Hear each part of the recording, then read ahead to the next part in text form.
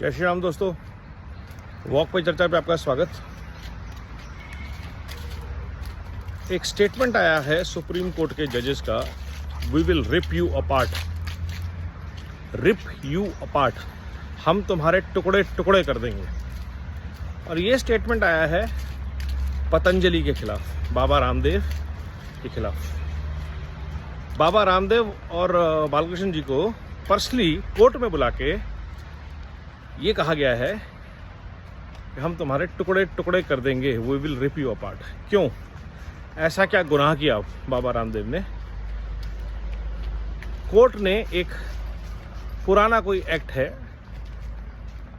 उसके तहत magical remedies act के तहत ये बोला, ये फैसला सुनाया कि पतंजलि आयुर्वेद की दवाइयाँ और कोरोनल किट स्पेशली, जो कि 4-5 साल पुरानी बात हो गई, 4 साल पुरानी, वो गलत है।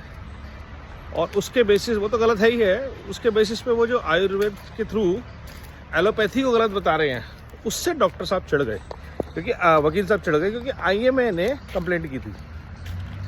आईएमए कौन है? इंडियन मेडिकल एसोसिएशन, जो अपने डॉक्टर्स के ऊपर लगाम नहीं लगा पाई, जो करोड़ों रुपए की रिश्वत लेते हैं, अरबों रुपए के गलत धंधे करते हैं, गलत दवाइयाँ लिखते हैं, उसके खिलाफ कुछ नहीं बोला। पतंजलि क्या कर रहा है जिससे इसका इतना दर्द है इकोसिस्टम को, लेफ्टिस्ट इकोसिस्टम को, एजुकेटेड इंडिया वालों को? क्या कर रहा है ऐसा पतंजलि? अगर आप किसी पतंजलि स्टोर पे जाएंगे तो वहाँ पे ब्यूटी प्रोडक्ट्स, होम प्रोडक्ट्स और आयुर्वेद के अलावा बहुत कुछ और मिलता है। आपकी घर का जो महीने का ग्रॉसरी का बजट है, उस पे 50 to 60% एक टाइम तक पतंजलि कब्जा कर चुका था। पतंजलि ने अपने फूड पार्क्स बनाए, पतंजलि ने अपने कपड़ों के सेंटर बनाए, पतंजलि ने एजुकेशन सेंटर्स खोले आचार्य कुलम के नाम से, जहाँ पे सनातन वैल्यूज़ के साथ साथ मॉडर्न टीचिंग को जोर दिया जाता है। Students who are taught there, they are fit, they are aligned with the values of Gurukul. और ये पूरा इकोसिस्टम पतंजलि ने खड़ा किया, पतंजलि आयुर्वेद से। पतंजलि योगपीठ में हज़ारों लोग अपना आयुष के थ्रू इलाज कराते हैं। और ये पूरा इकोसिस्टम जो खड़ा कर दिया बाबा रामदेव ने, इसने हर्ट किया मल्टीनेशनल्स को, जो कि हम अच्छी तरह जानते हैं डीप स्टेट के बहुत बड़े स्टेक होल्डर्स हैं, led by the pharma lobby. अगर भारत का किसान पतंजलि को भेजेगा अपना सामान, एमएनसीज को कौन देगा?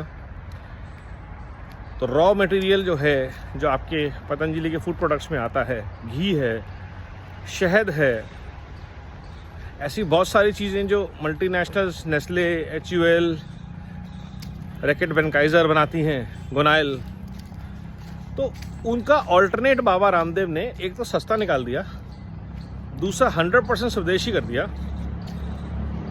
और ये बहुत बड़े इकोसिस्टम को हर्ट कर रहा था। और इसलिए सुप्रीम कोर्ट ने ये वक्तव्य दिया कि we will rip you apart. मैंने पिछले अपने वीडियो में कहा था, जब इन्होंने पिछली बार ये बात बोली थी, कोर्ट का काम है इन्वेस्टिगेट करना, फैक्ट्स पे काम करना कि ये जो बाबा रामदेव बोल रहे हैं वो सही है या गलत है। किसी ने कोई फैक्ट्स की जानकारी नहीं की। आपने एडवर्टाइजमेंट क्यों किया? आपका एड स्पेंड इतना क्यों है? Baba Ramdev has prove to be a nightmare for advertisers. अगर एडवर्टाइजिंग का प्रॉब्लम था तो एस की बात करता, एडवर्टाइजिंग काउंसिल बनी हुई है।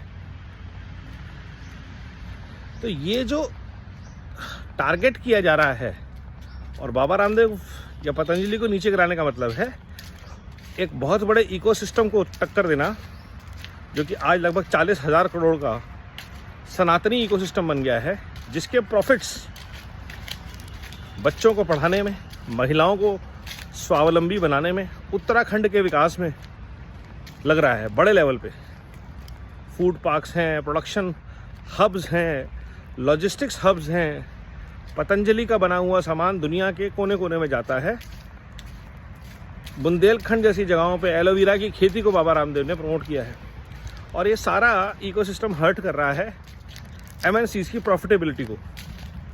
जो 30 से 40% मार्जिन वो अपने प्रोडक्ट्स पे रखते थे, वो बाबा रामदेव ने 10% कर दिया। और वो 10% भी उन्होंने नेशन बिल्डिंग इनिशिएटिव्स में लगाना शुरू कर दिया, जो आज तक कोई एमएनसी नहीं कर पा रही है। आप CSR के नाम पे एक आई वॉश करते हैं और आपको ये सब देखना है तो आप हरिद्वार जाइए। किसी को भी ओपन चुनौती है, बड़े बड़े लोग काम नहीं करना चाहते पतंजलि के साथ, क्योंकि पतंजलि पैसे नहीं देता बहुत ज़्यादा, उनका ये कहना है। क्योंकि बाबा जी का सिंपल एक फंडा होता है, आप मेरे साथ काम करना चाहते हैं, हाँ, तो राष्ट्र निर्माण के लिए काम कीजिए। पैसा आपको इतना मिलेगा जितने आपका गुजर बसर हो, बाकी सब कुछ देश को समर्पित करके लग जाइए राष्ट्र निर्माण में। ऐसा एक व्यक्ति और बोलता है, उसका नाम है नरेंद्र दास मोदी। जो मोदी जी गवर्नमेंट में देश के लिए कर रहे हैं, लगभग वैसा ही कुछ बाबा रामदेव बिजनेस के थ्रू कर रहे हैं। सनातनी holistic value based businesses where profit is for the society's betterment, not for share holder wealth, not for buying yachts or having trillions of dollars in funds। ये कौन कर रहा है? ये बाबा रामदेव कर रहे हैं। तो ऑब्वियसली ये जब डीप स्टेट को हर्ट करते हैं, जिसमें फार्मा, फाइनटेक, टेक्नोलॉजी वाले जितनी कंपनीज हैं, डीप टेक, ये सारे इन्वॉल्व हैं, ऑयल, तो जैसे जैसे ये नेटवर्क भारत का एक्सपैंड होगा, I will not be surprise कल कोई ओला पे अटैक करे, क्योंकि ओला एक बहुत बड़े इकोसिस्टम को टारगेट कर रहा है। इंडियन वैक्सीन्स पे अटैक हुआ था, ये हम देख चुके हैं। भारत का डिजिटल फिनटेक का जो स्टैक है, उसने ग्लोबल मार्केट में हलचल मचा रखी है। कोई बहुत बड़ी बात नहीं है उस पर अटैक हो। अडानी पे हम अटैक ऑलरेडी देख चुके हैं।